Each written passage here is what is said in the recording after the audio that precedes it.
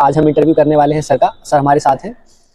ये एक government employ हैं, तो हम अपने इस चैनल पे गवर्नमेंट जॉब में जो सिलेक्टेड हैं उनको लाते रहेंगे, और ताकि जो लोग गवर्नमेंट जॉब की तैयारी कर रहे हैं वो उनको मोटिवेशन मिल सके। तो चलिए हम इंटरव्यू शुरू करते हैं अपना। सर आपका नाम? हेलो व्यूअर्स, हेलो सभी फ्रेंड्स को। मेरा नाम सागर भारद्वाज है। मेरी कैटेगरी जनरल कैटेगरी है।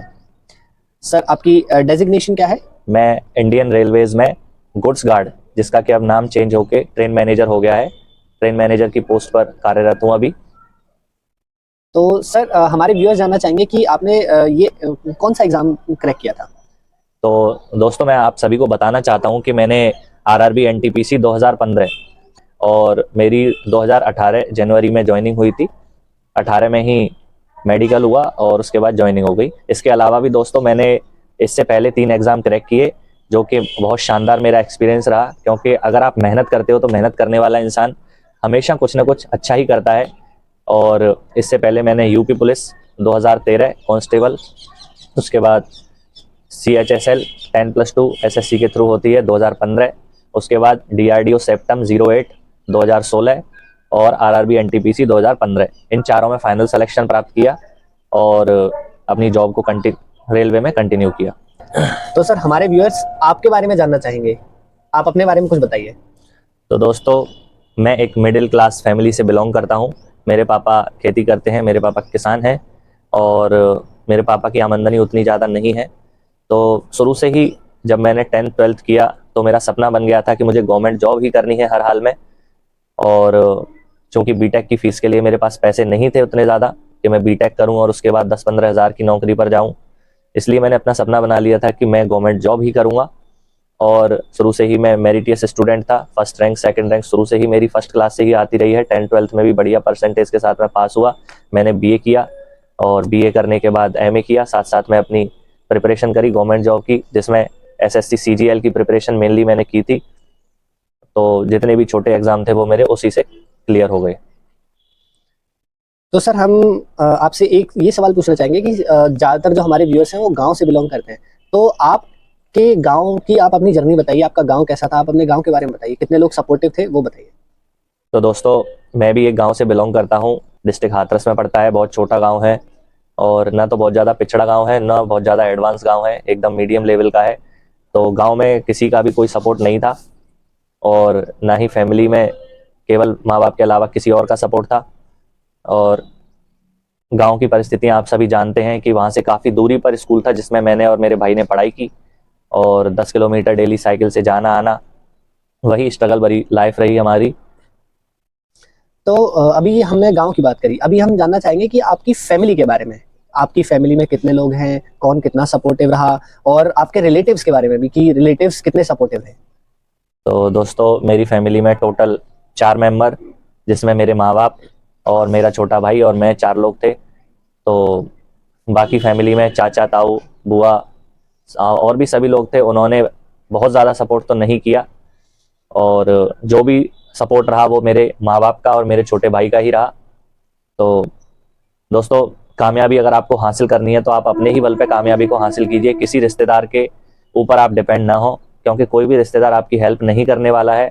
बहुत रेयरली ऐसा होता है कि रिश्तेदार आपकी हेल्प करते हैं, आपकी सपोर्ट करते हैं। कभी कोई किसी को खुद से आगे बढ़ते हुए नहीं देखना चाहता। तो आप अपनी खुद की दम पर अपने पैरों पर खड़े होइए, अपने माँ बाप की सपोर्ट से खड़े होइए, अपनी खुद की मेहनत करिए, तो आप जरूर सफल होंगे। ये मेरा आपसे वादा है। अच्छा सर, 10th और 12th में आपके अच्छे नंबर थे, आपके हमेशा से अच्छे नंबर आते रहे, और आपने कहा कि आपका सपना था गवर्नमेंट जॉब का। तो क्या कोई और भी सपना है आपका इसके अलावा? आप या फिर ये गवर्नमेंट जॉब पाना ही आपका सपना था? दोस्तों, मेरा शुरू से जो सपना था वो ये था कि मैं एक ऐसा इंसान बनूं जो कि गरीबों की मदद कर सकूं।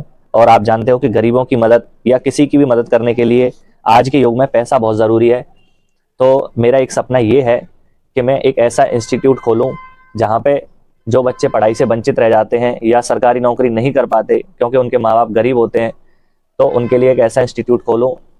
इसीलिए हमने एक इंस्टीट्यूट जेम्स की स्थापना की है, जहां पे गवर्नमेंट एम्प्लॉयज़ मोटिवेशनल स्पीच हम बच्चों को दे सकें। साथ ही साथ उनको अच्छी से अच्छी सुविधाएं जो कि पॉसिबल होंगी हम उनको प्रोवाइड कराने की कोशिश करेंगे। और ये लाइफ टाइम तक चलेगा। तो मेरा यही सपना है कि मैं एक बिजनेसमैन बनूं और गरीब बच्चों की पढ़ाई, गरीब कन्याओं की सेवा, जिनकी शादी नहीं हो पाती है, या विधवाओं की और बुजुर्गों की सेवा जितनी हो सकेगी मैं करूंगा। मेरा बस यही एक ड्रीम है। बहुत अच्छी बात कही आपने। इस प्रोसेस में मैं आपसे जानना चाहूंगा कि क्या आपका कोई मोटिवेशन रहा, मतलब आपने किसी को देखकर ये चीज सोची अपने नेक्स्ट ड्रीम के लिए, या कैसे आपको ये अंदाजा लगा कि हाँ मैं और भी ये चीजें कम्युनिटी के लिए कर सकता हूँ? तो दोस्तों, मेरे जितने भी फ्रेंड हैं, मैं आपको बताना चाहता हूँ कि मुझे अपनी माँ से मोटिवेशन मिला है। उन्होंने ही मुझे शिक्षा ऐसी दी है, ऐसी संस्कार दिए हैं कि मैं उन्हीं के कदमों पर आगे बढ़ रहा हूँ। उनका ध्यान पूजा पाठ में, ईश्वर में बहुत ज़्यादा है, साथ ही गरीबों की सेवा में बहुत ज़्यादा है। तो बस उन्हीं के पद चिन्हों पर मैं चल रहा हूँ और चलता रहूँगा हमेशा। अच्छा, तो अभी तक हमने स्टूडेंट्स की बात कर ली, जो गवर्नमेंट जॉब के लिए प्रिपरेशन कर रहे हैं उनके लिए बात कर ली। तो मैं आपसे जानना चाहूंगा कि कौन सी बुक्स आपने अपने टाइम पर पढ़ी थी, क्या वो अभी रिलेवेंट है, या कोई और किताबें आप उनको सजेस्ट करना चाहेंगे एसएससी सीजीएल या डिफरेंट गवर्नमेंट एग्जाम्स के लिए? तो दोस्तों, मैं आपको केवल और केवल, क्योंकि मैं इंडियन रेलवेज में जॉब कर रहा हूँ, तो मैं केवल और केवल इंडियन रेलवेज से रिलेटेड ही, आरआरबी एनटीपीसी से रिलेटेड ही आपको बुक्स सजेस्ट करना चाहता हूँ, जो कि मेरे हिसाब से बहुत शानदार बुक्स हैं। उनको अगर आप पढ़ते हैं तो आप 100% सफल होंगे, लेकिन मेहनत आपको करनी पड़ेगी। क्योंकि मैं डेली 14 घंटे स्टडी करता था, 24 घंटे में से 14 घंटे स्टडी में जाते थे, दिन और रात एक कर दी थी मैंने, क्योंकि मेरा सपना था कि मुझे गवर्नमेंट जॉब लगानी ही है, करनी ही है हर हाल में। तो मैं आपको मैथमेटिक्स के लिए एस.डी. यादव पब्लिकेशन की बुक, और जीके के लिए आपको अरिहंत पब्लिकेशन की बुक, साथ में अगर आप अरिहंत के अलावा स्पीडी की बुक ले लेते हैं और स्पार्क की बुक ले लेते हैं, क्योंकि रेलवे में जीके बहुत ज़्यादा इंपॉर्टेंट है। तो जीके के लिए 3 बुक हैं, अरिहंत की जीके, स्पीडी और स्पार्क की। इसके अलावा रीजनिंग आती है, तो रीजनिंग में भी आप अरिहंत की बुक ले सकते हैं। ये 3 ही बुक बहुत शानदार है, बहुत अच्छी हैं। क्योंकि और ज्वाइन किया RRB NTPC goods guard 2800 grade pay. अच्छा, तो आपने बताया कि आप 14 घंटे पढ़ाई करते थे, तो हमारे व्यूअर्स को बताइए कि क्या रूटीन रहता था आपका, क्या डेली रूटीन था, किस टाइम पे कौन सी पढ़ाई स्टूडेंट्स को करनी चाहिए? क्या होता है कि ज़्यादातर जो आज के टाइम पे बच्चे क्या करते हैं कि वो रात में पढ़ाई प्रेफर करते हैं, क्या वो सही है? आप अपना रूटीन बताइए। तो दोस्तों, मैं अपना डेली रूटीन आप सभी के साथ शेयर करना चाहता हूं, और मुझे बहुत खुशी है इस चीज़ को कि सर ने ऐसा क्वेश्चन पूछा है जिससे कि आपको एक वैल्यू एडिशन मिले अपनी लाइफ में।